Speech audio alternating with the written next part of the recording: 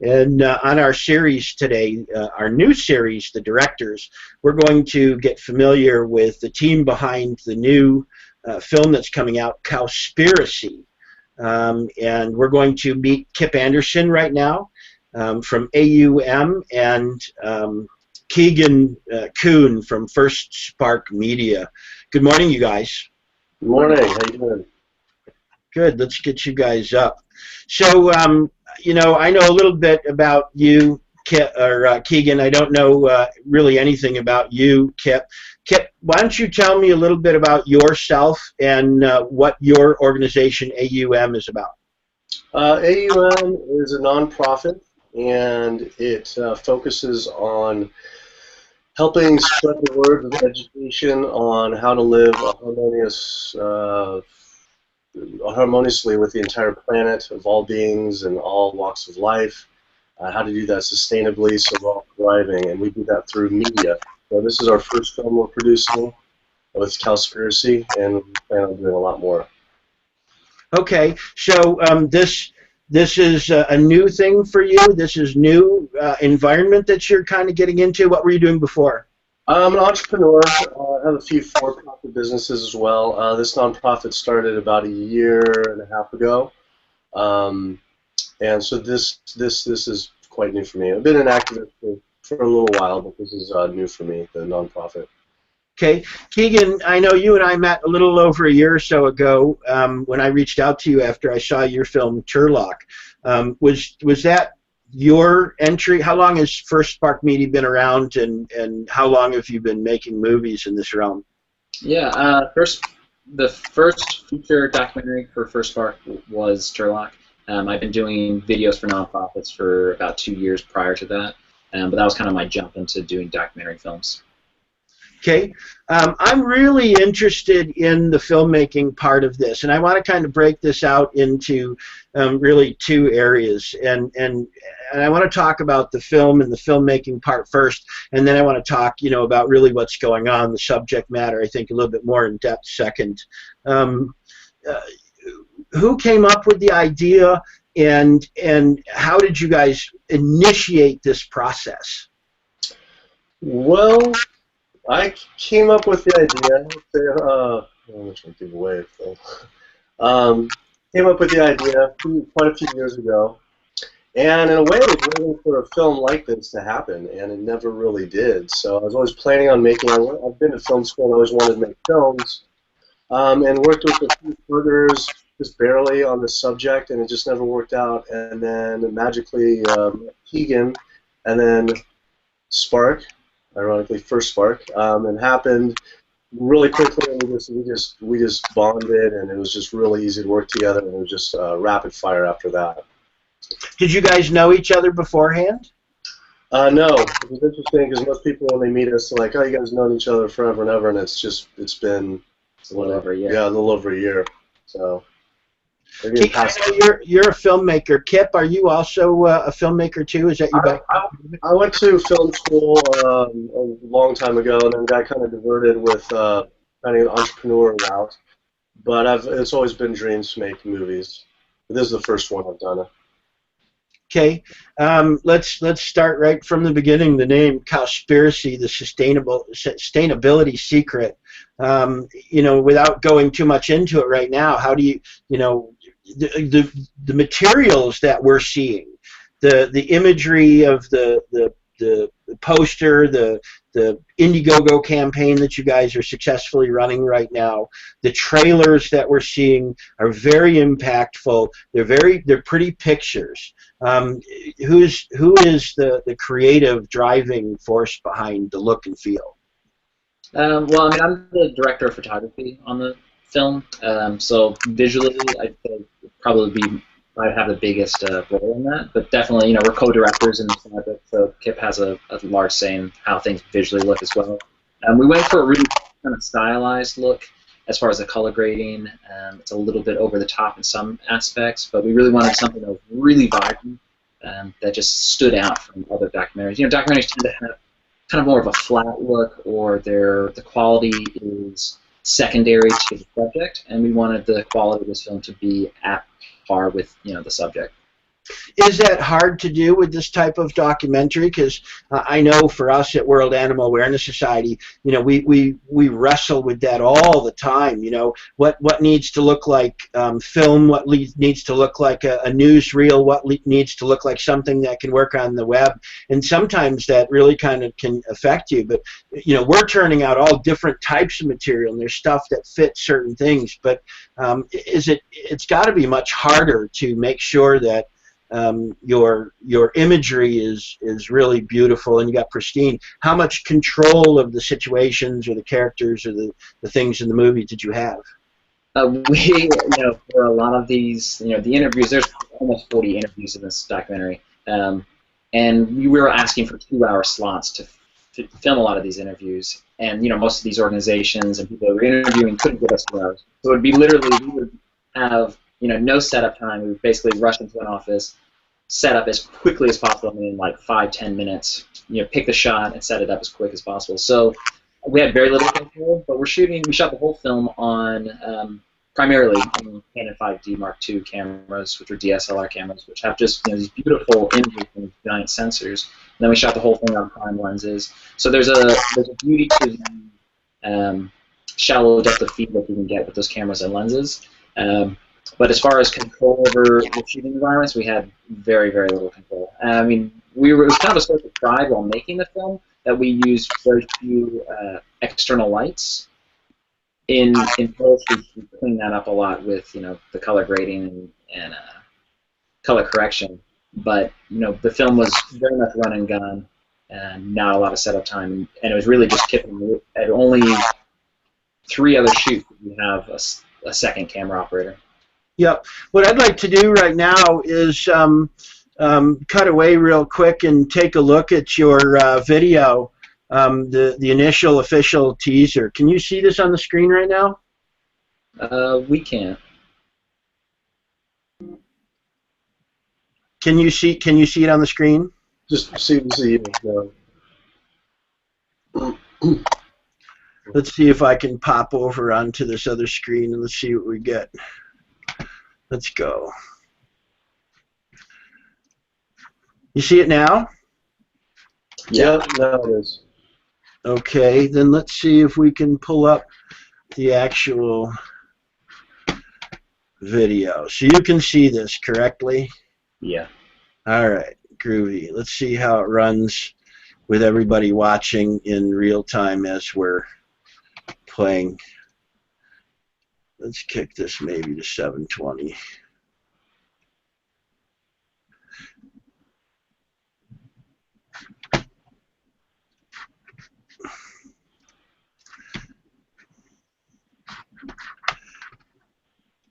Well, and I have a beefy box too. Here we go.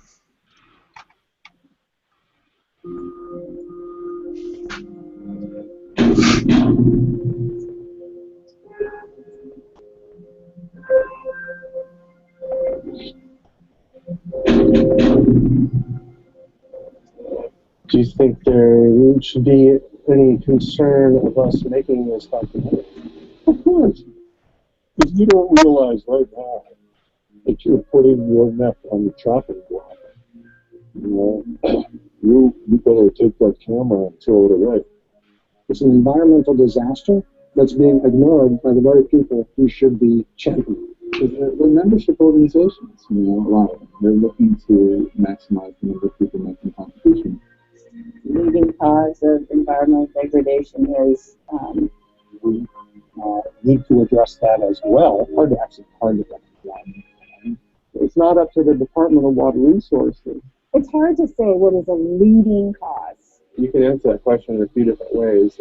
They do not want to address the primary driving cause. Let's look at the fundamental problem here. There's suppression and mismanagement of information everywhere in the environment. I don't know that I would want to comment on that. I love that little tag there. I think that tag is really fun, and I love the fact that the setup here is, you know, this is kind of suspense. You know, it's a movie, you know, because we're pulled in, and there's this sense of suspense and and we're really not sure what's going on. Tell me your thinking behind this trailer. You know, this film, this whole project, we basically haven't talked about it all up until January is when we released that first teaser. The film's really controversial, so we couldn't really reveal that much about the film. And it's with the teaser and then with the official trailer, it still doesn't reveal too much about the film because we want the film to intrigue people, or the trailer to intrigue people's interest, get them excited about it, even though we're not giving them a lot of details, and then see the film. So they're seeing the film with more of a open mind and less of a preconceptions of what the film is about or what the film deals with. You know, the film deals with animal agriculture, the leading cause of environmental degradation, but beyond that, we really want the viewers to go into the film with an open mind. Okay, and Kip, how does this play for you? You know, kind of going through this process for the first time. Keegan seems to be driving the look and feel. What are you bringing to the party here? Well, we're definitely driving the interviews, and what's great about the movie is it's shocking and disturbing as far as a lot of the facts and information that you learn. Even if you think you're aware of a lot of the information of animal agriculture and the environment, you'll still be completely shocked by the things you learn. But it's actually surprisingly funny as well. There's a lot of humorous element to it, and that's just from asking and prodding questions from these environmental groups where they're very willing to talk about sustainability, but once you mention animal agriculture, the entire conversation shifts, and it's actually quite comical. So there's a lot of funny parts in it too. So I guess Michael Moore funny? Are you talking like Michael Moore funny here? You know, it has elements of that, but no, I think it's its own unique humor. You know, Michael Moore is kind of like goofy, and some of this is goofy, some of it, just clever. But I think it's the ridiculousness of the situation that really drives the humor. I mean, but as far as the film follows Kip. Kip is very much the star of this film, and I think every audience that see it, and all the test audiences that have seen the film, really identify with him because one, he's a likable guy, and two, it's going through this whole journey of finding out about this issue, and then how do we fix it? Like, how do we live on this planet, 7 billion people, sustainably? Yeah, it's an adventure, and that's what's great about it. And one of my favorite documentary producers, directors is Errol Morris. So I guess it's almost has an Errol Morris comedic feel combined with the adventure of Michael Moore. So I guess that'd be kind of a good mix. If you're familiar with Errol Morris. What was your shooting ratio? As far as what was your raw amount of footage that you shot? How much did you have to leave on the floor? We shot a little over 100 hours and got it down to 90 minutes. So is that going to be roughly the finish 90? Are you also going to make an hour-long international piece? I mean, where are you in the process of being finished and released? Where is that? Very, very, very close. The real director's cut, just packed full of information, was actually closer to 2.5 hours. That maybe sometime will be released because all the interviews are so amazing, so amazing. We finally narrowed it down to 89 minutes, and then with this extra funding that we're looking for, the Indiegogo, our stretch goal campaign, we're going to do a 50-minute educational piece where it's not as much as the story and the adventure, it's most of all the information on animal agriculture and the environment for universities and schools, high schools, colleges, all things like that, like a 50-minute piece. Yeah, the only thing that's still remaining with the theatrical release is the final sound edit. That's all we're waiting on, and we're hoping to have that in the next couple of weeks, and then that will be the locked film that we're going to be premiering on June 19th in San Francisco. So you guys literally have been working in a vacuum here in the time that you've been doing this, because there was really no, I mean, we spend all our hours trying to understand what's going on in the universe and curate as much material, and this just recently popped on our radar. Now, I know you've been interacting and having all these interviews with people. Do you have them sign non-disclosures? I mean, how do you approach them? I mean, please don't say anything until we come out with the material, or because you have been working in a vacuum, and I would imagine that that's hard. So talk to me about, setting up those interviews, how you had to present it, and then also, you mentioned this in your Indiegogo campaign, the fact that you've been funding this on your own and kind of walk me through that. Well, the non-disclosures is always an interesting, exciting part of the piece, but you know, we were very upfront when we spoke to these organizations. It's a film about sustainability, and we mentioned animal agriculture in there. And you know, each of these interviews was actually 2 hours long, so they signed the NDA before, so thankfully, and yeah, as far as the funding, I pretty much with the new nonprofit started funded everything all within just I mean the entire thing was done between Keegan and I because it wasn't a vacuum. Every part about it, every part from directing, producing, editing, funding, and we got some funding dropped because of the controversy. We did have some early people that backed out because it seemed a little bit controversial, and so had to end up funding it all on our own. You know, that actually leads to, I think, your campaign. I don't know if when that happened, it became just immediately evident, for instance, that you know, you were going to look at this project in such a way that, hey, we can use this potentially negative situation where, although we're doing this and we have some funding that's provided to us, now that funding has been pulled away. It appears that you're really using that to your advantage. Yeah, you know, I don't know if it's as much as to our advantage. It's more of just the reality is that, you know, we need help. The only way we'll get this film out there is if a lot of people support us, because we don't have, you know, backing of a you know, distribution company or the backing of a larger production studio. You know, literally, as Kip and I, you know, Kip has nonprofit has paid for virtually every aspect of this film, and we've done it on an extreme shoestring budget. When we've told other people what the budget of this film was, they've laughed because, like, we've literally done every aspect of it. I mean, from the, you know, I did pretty much all the original music in the film, we did all the color correction, everything we did ourselves because we just, you know, are doing it on such a shoestring budget.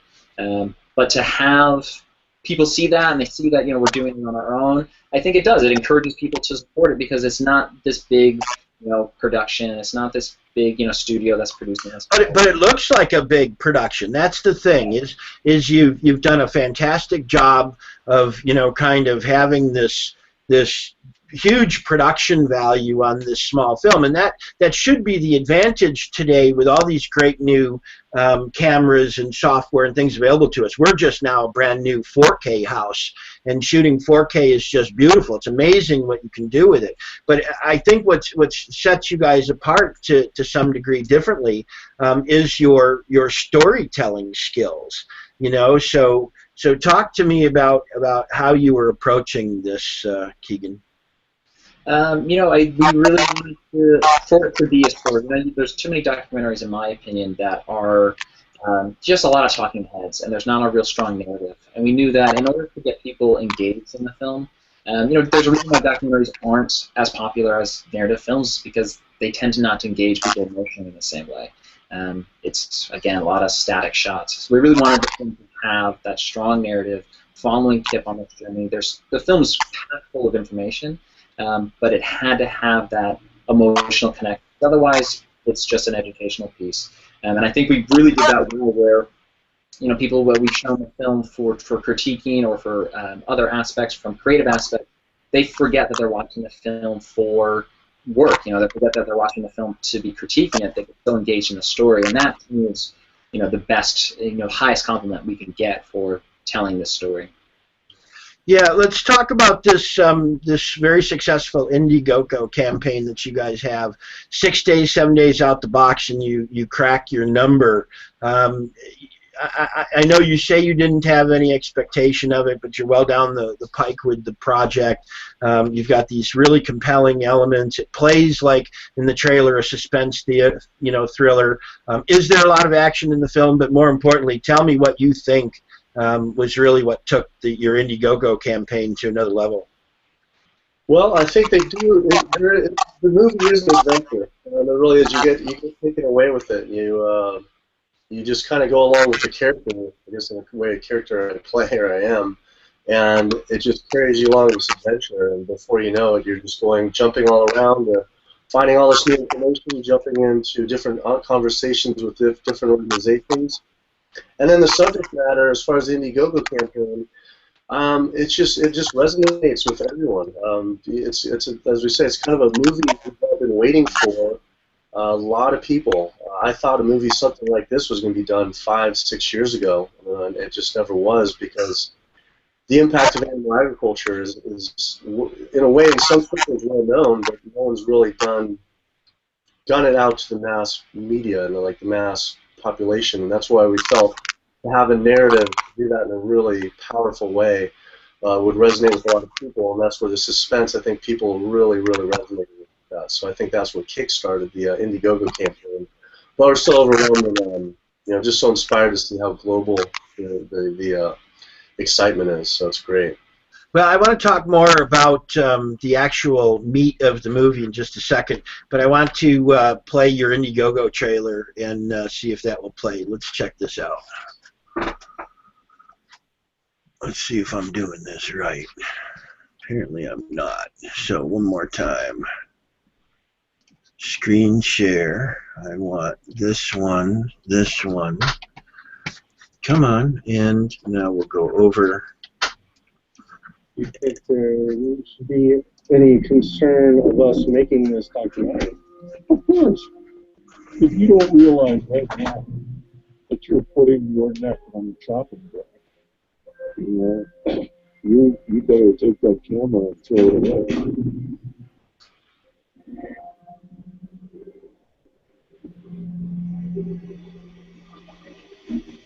It's an environmental disaster that's being ignored by the very people who should be championing.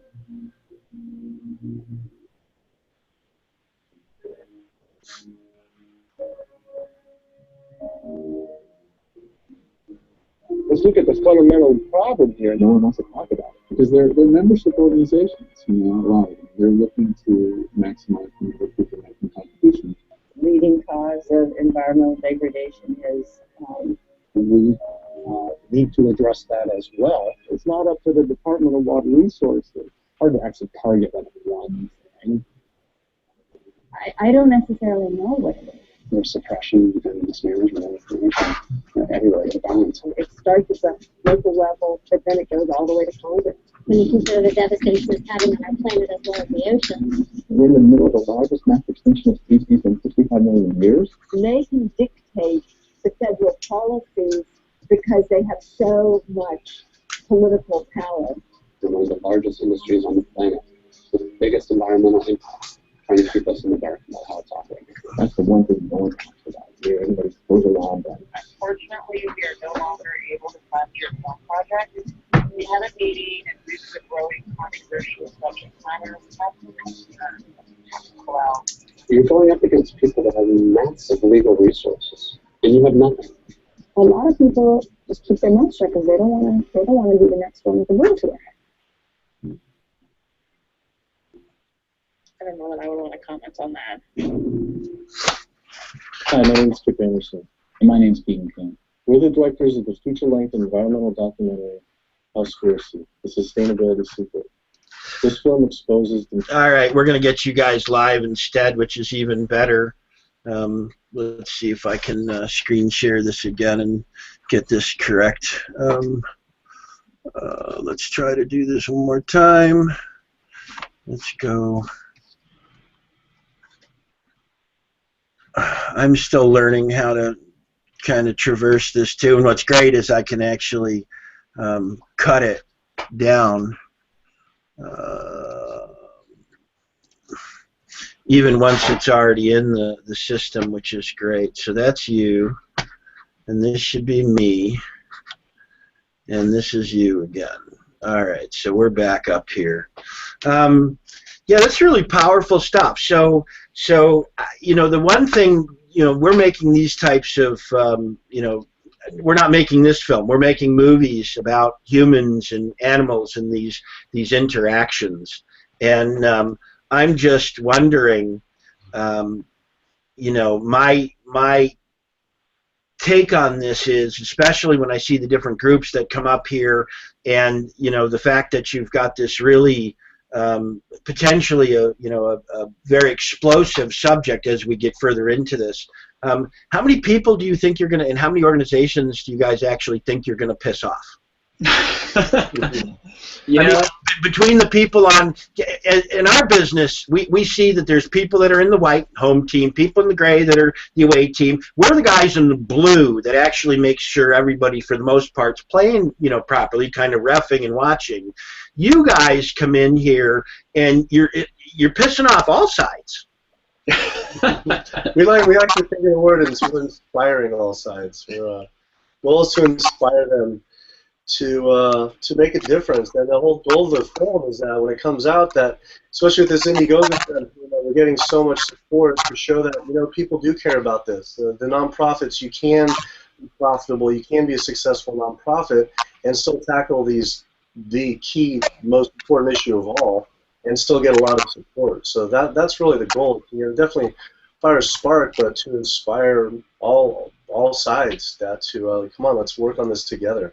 Yeah, and that is really it. It's like, this is about accountability. These organizations, whether it's Greenpeace or Sierra Club, they're all doing good things. Like trying to stop fracking. That's an important thing. We're trying to stop, dirty coal and all the other environmental things that are going on. Those are all important things, and we're so thankful that organizations are addressing those things. But really, like, if we're looking at how do we help the planet, what's the biggest thing we can do? We have to tackle the biggest issue, whether it's the leading cause of topsoil erosion or water pollution or ocean dead zones or deforestation or greenhouse gas emissions. I mean, this one industry is responsible for all of those things, and these organizations need to be held accountable for why they're not talking about it.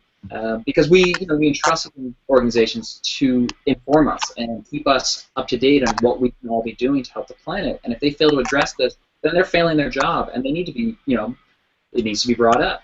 So again, we're not trying to bash these organizations. We're trying to have them be held accountable, and for them to step it up and change their game and to start addressing this issue, giving it its proper attention. That seems like a very hard balance beam to walk, where you want to work with and interact with, but at the same time you also want to say, hey, look, we're watching you, pay attention to what you're doing. We're not trying to be threatening, we're trying to move it. But it seems like a really hard thing to balance. And how much do you believe of when you're interacting with people? Are you being placated? Or has everybody been, for the most part, very forthright and upfront with you? We wish people had been forthright and upfront. Some of the organizations that we interviewed, will give us these total BS runaround sort of politician answers for why they're not addressing the issue. Other ones will be more honest, and then some others just seem so oblivious to the situation, even though this is their job to be, informed about these issues. They act as if they never heard of it. And maybe that's legitimate. They're just truly ignorant of the situation, or they're intentionally misleading people because they don't want to talk about it. And that's something that we explore in the film. It's a big part of the film is, why aren't they talking about this? And I think there's a lot of different issues at play. But, this isn't a new thing. Like, there's been other smaller environmental organizations who have been addressing this issue for, 20-plus years. There have been a lot of activists. There's been a lot of campaigns to try and get these organizations to address it. And so it's not like it's new information. So the approach that we're coming at is still a gentle approach, but it's there's a certain level of exasperation of why aren't they talking about this when it's so dire. Forgive me, Kip, but I'm just going to throw this out there. Money. I mean, everybody has an economic position in the game, and from what I can tell, anytime we look at this, money seems to be at the top of the priority list, as opposed to what really needs to take place. Yeah, and it's unfortunate because that's definitely a huge part of it. There's definitely other ones. Part of it too is in internal, the way they're run, who they are as a person, who the executive director, what their habits are. It gets personal. But definitely money is a big factor for sure. And then, the other aspect of it, and something that, is very real, is legal repercussions. This is a massive industry, and if you look at it historically, and you look at what's going on today with, the Ag-gag laws that are being created that are criminalizing, exposing, particularly from animal agriculture, the atrocities that they commit against animals and against the environment. It's actually illegal in a handful of states now to expose this industry. So there could be a certain level of fear from repression from the government and this industry that is part of it as well. And that's another We've done a really massively great job of actually not, saying what it is. It seems like I'm frozen. Am I frozen on your screen? Yeah. Oh, Jesus, what a horrific image, too. So we'll just stay on you guys for a while, and maybe it'll unfreeze, or I can find a way to unfreeze it. But,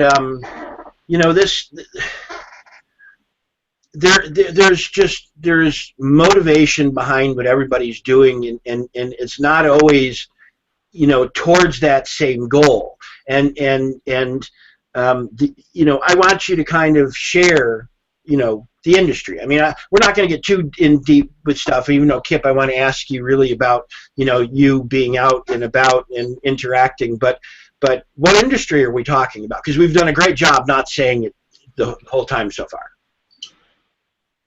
We're talking about animal agriculture. The whole aspect from raising animals for food, and everything that goes along with it, all their feed crops, the entire industry that is encompassed in animal agriculture. Yeah, it's essentially, a lot of people, when they talk about population, there's 7 billion growing humans on the world that need to live and be fed and drink water and all that. But what's left out in the discussion is that there are 70 billion farm animals, and that's the part that's taking a huge toll on the planet, way more than the humans are. It's the humans, them raising them. But to raise and feed and to nourish and to, this endless cycle of 70 billion animals is just absolutely destroying the planet. That is pretty amazing.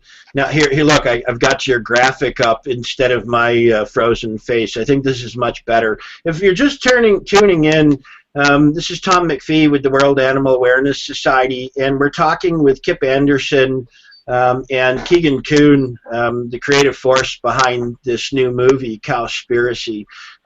So, Kip, you come from an entrepreneurial standpoint. It looks like you like skateboard or music or something along those lines, or something. Maybe you can fill me in. So you're now getting into this new action adventure world, which is a really growing world, and that is the undercover filmmakers that are going in and kind of getting into people's shit and saying, "Hey, what the fuck you doing?"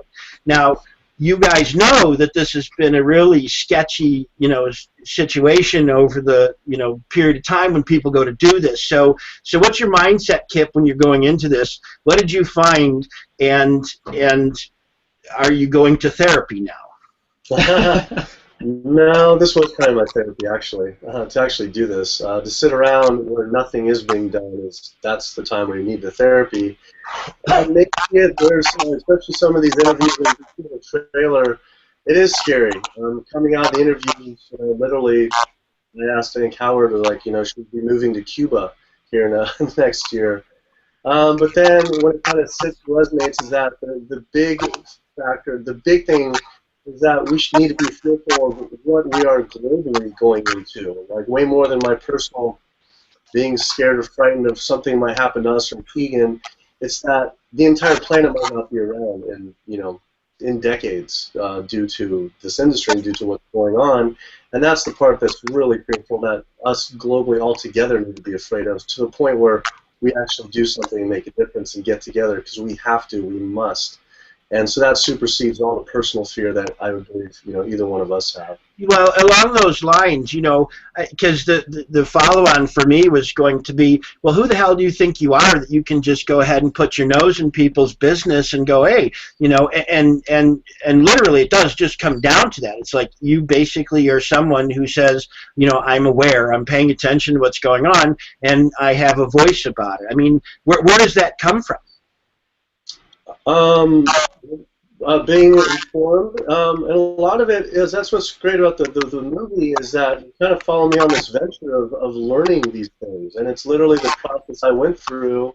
Part of it, some of it in ways reenacted over the past few years, but it's really kind of, when you watch the movie, it's kind of what I went through. And that's what's great, is when you're watching the movie and you're uninformed of these things, you will go on this adventure with, and you'll learn all these new facts that happened for me. Just so it happened that, you know, I tried for years to try to contact Greenpeace and Sierra Club with no avail, and that's the big part where this movie comes in, that we actually could go in with a camera, we could talk about true, real discussions about sustainability, where they actually will talk to us for everyone to see. Yeah, and you know, I think it's a social responsibility. Is that, you know, as Kip said, you know, we are afraid of the repercussions of this film, and you know, we're looking for legal help. Honestly, looking for lawyers to potentially, you know, defend us against any sort of cases that could come from this film. But we have a responsibility to talk about this stuff. You know, way too often in mainstream journalism, they go for what's easy and what's popular, and popular opinion, and that's not helping us, helping our society evolve. It's not helping the planet, clearly. We have to talk about the hard issues, you know, the ugly things that nobody wants to see, and I think that's the reason why we're seeing, you know, going back to the Ag-gag laws, the repression from the industries, because they don't want the world seeing what they're doing. And that's a big part of this film, is that we can't allow ourselves to be frightened into silence, and that's just what it comes down to. So how much, and I am terribly fascinated about the ag-gag issue. Here we are living in the United States in the 21st century, you know, and we're contemplating these things, and I, you know, I am not an activist. I am not in the business of you know, being an activist or, you know, rescuing animals or any of these things. I'm in the media business, and I'm focused on all the people who do that. But I'm astounded that these types of, and I'm the other side. I'm not, you know, I come from, you know, eating meat, and I come from the Midwest, and I come from all these things. It's different. I actually think I'm somewhat of a window from that vegetarian, that really hyper-aware collective vegans. I know you're straight-edge vegan, Keegan, and maybe, you know, you can tell us a little bit about that in a minute. But you know, I just think that it's you have to kind of step up. You have to say something. And when these ag-gag laws, you know, started to kick in, my feeling was, well, the response to that should be putting a camera in every one of them, actually being able to see everything. Fine, you don't want to have someone come and doing this. You don't want to have the disruption of no worries. But to get your, you know, your certification or licensing or registration, whatever the case may be, well, then you need to have cameras all across the spectrum of what you're doing, and anyone should be able to turn in. To me, that seems like a normal type of thing. But to go into the opposite direction, and I believe, based on what we see in popular opinion, that this is something that probably won't last terribly long.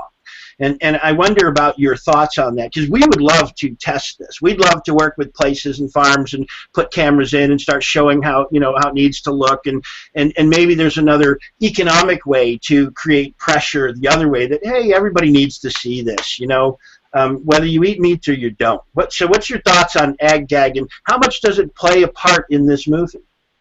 You know, I think that, you know, as you said, you know, like, if these industries, you know, these companies don't want activists going into their facilities undercover, then yeah, make your facilities with glass walls, or, you know, have live stream cameras all around your facility so people can see it. Because if you're proud of what you're doing, you have no reason to hide it. But the truth is that these industries know that what they do is horrendous. It's horrendous for the animals, and it's horrendous for the environment.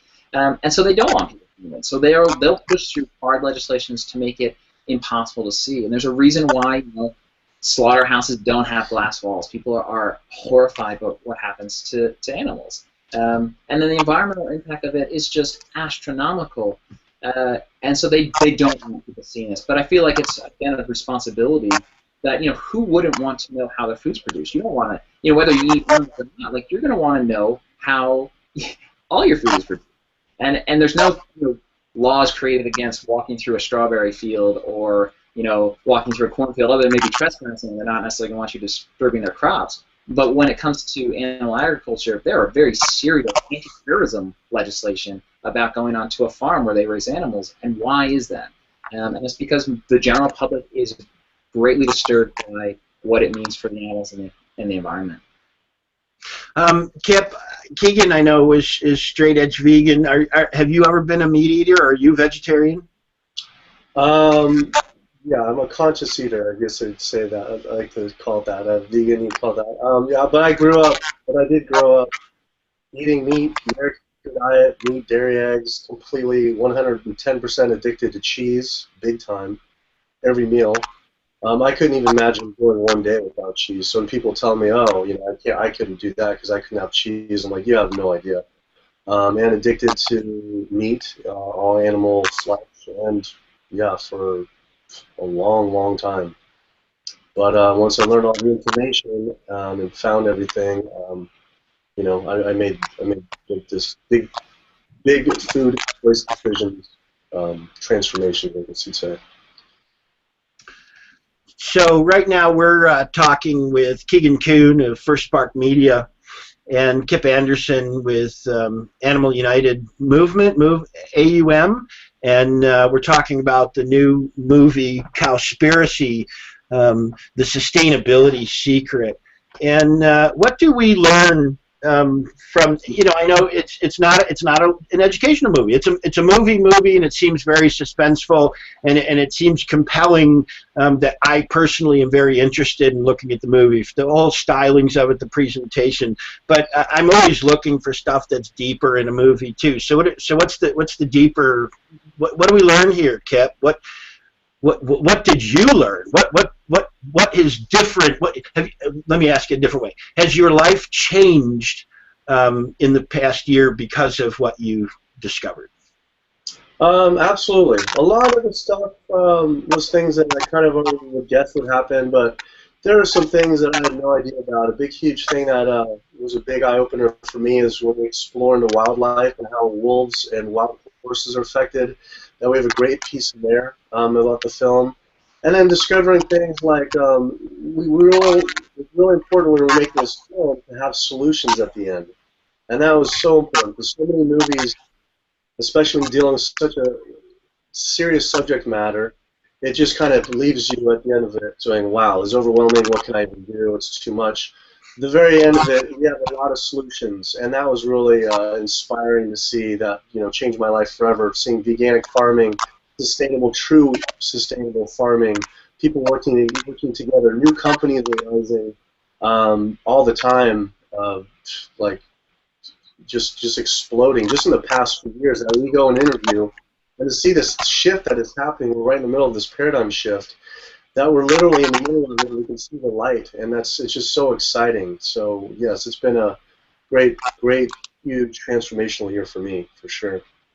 Now I know your eyes have been open for a while, Keegan, but yeah, I know you guys say you're scared, you need some legal help. I don't know if you've reached out to ALDF or others, but I would imagine that everybody would be very happy to have you in their Rolodex and potentially count you guys as clients as you roll forward, especially they come from this environment. But what have you learned, and are you scared of anything now that you've done this? I mean, are you scared of anybody doing anything to you or coming after you? Yeah, I mean, I won't lie about it. Yeah, I'm nervous. I've been involved in more. I don't know what the word to use for it, but media that pushes some boundaries, that is controversial, and kind of blurs some lines there. But this film, yeah, it's setting the stage to be a very large film. I mean, we just raised over $70,000 in less than 2 weeks on our Indiegogo campaign. We're trying to raise $108,000, and with that budget, we'll be able to take the film even wider than we ever thought possible. But with that being, more mainstream and to wider audiences, yeah, the repression that comes with it is definitely troubling. But it's just what has to be done. How Kip was mentioning, I felt like I was pretty aware of this issue, and I've been involved in this stuff for a long time. But when I found out about the impacts of animal agriculture on our oceans, that was totally new to me. I didn't realize that the runoff from factory farms and from all the feed lots, and then from all of the fields of GMO corn and soybean, that those are leading into the oceans and causing dead zones, massive areas that are completely devoid of life. no animals can live there because there's so much nitrogen in the water from factory farms and from animal agriculture. And again, that's what scares me more than anything, is that we're not going to have a livable planet in 50 years unless we change things in a really pretty major radical way. It looks like I've got my video back. But that's the thing. I mean, we at the World Animal Awareness Society are doing what we're doing because we're curious about all the different players. There's a lot of propaganda out there from all the different sides, and we want to understand exactly what's going on, cut through some of the static. Who do you believe? Whose agenda is correct? How do you, check your facts and make sure that everything's okay? How much of it is, Chicken Little, the sky is falling, and how much of it is real? I mean, do we believe one side that says all this? Do we believe the other side? How do you gather evidence, and how do you look at evidence when you do this? Yeah, and I think it's a really good point. And the fact checking on this film, because there's contradicting information out there. But what we look at, and how I judge things usually, is what's the motivation of one side producing, for example, a study. And so, for example, when it comes to environmental issues, an environmental organization, or for example, the 2006 United Nations report from the Food and Agriculture Organization that said 18% of greenhouse gases are attributed to livestock. Where would be their motivation in producing that information? Even though it's so negatively against animal agriculture. They don't have any, there's no incentive. It's not like broccoli farmers got together and said, hey, we need to make animal agriculture look bad so we can grow more broccoli. But if you flip it on its head, when, a pro-animal lobby group produces their study, they have a very real incentive for making that, those numbers look better. And so, again, it's just look at where's the money. And as you mentioned earlier, this all comes down to money. Who is funding this? And so when we see the information that says, oh, no, animal agriculture isn't as bad, well, who's funding it? And if you look deep into it, it's animal agriculture that's funding it. And then when you look at the studies that come out that say, hey, animal agriculture is really destroying the planet, it's universities that have no connection to animal agriculture or aren't invested in that industry, perpetuation of it. It's more about a true, unbiased opinion, and that's what we're using, is true scientific, unbiased information. Okay. So you've made this movie. It's causing quite a stir in the vegetarian vegan movement. I imagine it's definitely now on the radar for the industry itself and others. Are you on the radar for filming? Because there's one thing to make the film. Now it's the other thing to present it. And I know that's what your Indiegogo campaign was all about. But I would imagine it's not about screening. Are you hoping to have a certain type of distribution deal? Are you going to hold on to your distribution deal? You have a film festival plan laid out? Are you guys looking at broadcast in certain areas? I know you're looking at multi-language, which I think is quite brilliant. Are you going the Warren Miller route, where you guys keep everything tour and everything, or are you going to look at more conventional distribution with this as well? A little bit more modern distribution, kind of the modern. I guess Warren Miller is a good example.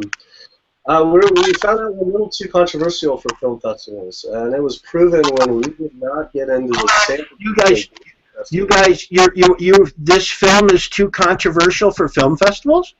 Yeah, well, yeah, it was true. We kind of had a feeling that it was going to be, but then we had a viewing, and we had a questionnaire, and about 100 people came from San Francisco, and someone who worked with the San Francisco Green Festival, he saw it, and he's like, oh, you'd be blown away, you got to enter this film festival, it's not that big, but you guys will win it for sure. And so that was the key. When we didn't get into a couple other film festivals, we said, all right, well, we'll see with this one. It's a small one, not that many people in it. And we didn't even get in. And that's when we're like, you know what, this is ridiculous. Let's not even go this route. So we're kind of skipping the whole thing. I am going to suggest it, and I'll get with you guys offline with some resources. There are a couple of people that would probably help, and doing the festival route can be kind of shaky. If you don't get in at the right on-ramp, you're going to end off on the wrong street that you don't necessarily want to go down with certain festivals. But I'll put you in touch with Peter Broderick, and his whole game is basically making sure worthy films are kind of on a good track, because it still makes sense for you guys is to get a good, healthy festival run out of this too. Yeah, and we're basically going to create our own festival. With this extra funding, we're going to do a big West Coast tour and then an East Coast tour with a big Q&A after, and that's going to be really exciting. So we're going to do it that route and then go into Europe and Australia and all around the world. We're getting requests from everywhere. So we're going to really do kind of like a ground troops way and really get it seen in that way, and then online and the modern techniques of getting films out there. Yeah, I mean, I think the digital distribution is where films are going anyway, but particularly documentaries. You know, documentaries historically haven't done that great in theaters. We would obviously love to have theatrical distribution, but we're looking at That's the filmmaker talking in you. Yeah, yeah. Well, that is true. You know, it's like there's a certain level of, you know, you want to see your picture as big as possible, and for live audiences. But I do know, and I watch a ton of documentaries. I watch them on Netflix. I don't go to the theaters that often to see documentaries, and so, you know, having it available to as many outlets as possible. So, you know, Netflix and iTunes and Amazon, and, you know, and on and on. That's really what I think we're going to have the biggest impact with this film. So it's really it's contemporary. You know, it's contemporary distribution. You guys pretty much retain and control the flow and the availability of material. That's the way to do it now. You know, get. Yeah, and, you know, and that's part of why we're you know, the budget our initial budget that we were trying to raise on Indiegogo was $54,000, because we felt like, okay, with that amount of money we can promote the film well enough. That was my next question. Why don't you go back to the beginning and talk about this, because everyone's going to want to know how you ran a successful Indiegogo campaign. So you wanted to go and launch. Why did you decide Indiegogo, and then walk us through it, because it's really a great story. We were looking at, you know, how much money we needed to raise, and the more money you can raise, the better, because we're going to be able to promote the film that much further. You know, the larger budget we can have for marketing, the better the film's going to do to get as many people as possible. You know, there's a lot of different platforms out there. We ended up going with Indiegogo because it has more of the demographic for who we think is interested in the film. You know, the other ones like Kickstarter are a little bit more technology-based. And then we just knew that we had to do something that will really catch people's eye, and the film is very, you know, the film is groundbreaking. Like, I can say that without any hesitation. Like, it sets new ground for documentary films and this conversation. And then we promoted it. We promoted it really heavily the days leading up to the campaign launching. Promoted it where? Sorry, say that again? Promoted it where?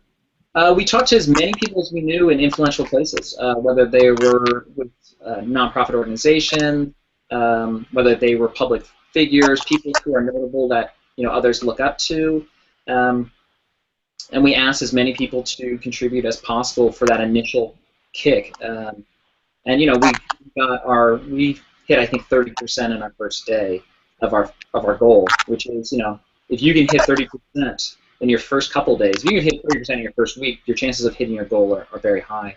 And then we just, you know, keep pushing it. We're doing a lot of updates. We'll do an update tomorrow with more information about the film.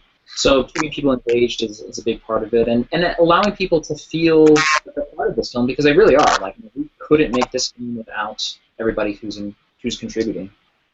Yeah, it's a big part of it. Also, as far as I guess the hint or a tip for someone else doing a campaign is having that first big initial push, and that's what we learned from talking about people who are familiar with this whole fundraising campaign. Start strong, and fortunately we did that. We kind of got our ducks in line, and, you know, days leading up to it, so right when it launched, boom, have it go fast and furious, and then team up with people who feel that might resonate with the message in the film. And if you're fortunate as this film is, it truly is a movement. You know, it's a movie and a movement. So we really, literally are all doing this together. Again, this is a project where so many people have been waiting for something like this to come out. So that's where we're really fortunate as well, coming up with a successful campaign. Very good. Well, we're about done here. Is there anything that you guys want to share that you haven't had a chance to share with anybody just yet? Thank you so much, Tom, for having us, for talking about this. You know, the campaign's still running for another 30 days.